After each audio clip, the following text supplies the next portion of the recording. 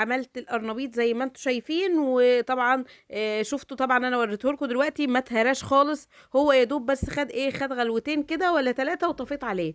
بعد كده نزلت عليه بالخيار والفلفل والجزر، وهنبدأ مع بعض نشوف هنحط ايه. حطيت معلقة من حبة البركة، وحطيت كمان معلقة من العصفر.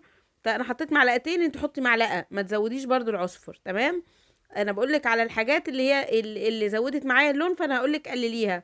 حابه تضيفي العصفر تمام، مش حابه تضيفيه مفيش مشكله. حطيت كمان نص معلقه بابريكا علشان تزود اللون معايا وزاد. تمام. وحطيت كزبره ناشفه معلقه. الكزبره الناشفه بتديكي طعم وريحه للمخللات حلوه جدا. وحطيت كام ورقه من اللوري. والسر والجمال والطعم كله، احلى مخلل تعمليه هتعمليه بالتركات اللي اقولك عليها. كام فص من التوم بقشرهم. اه زي ما بقولك كده، تهرسي التوم بالقشر بتاعه وتستخدميه، هيديكي طعم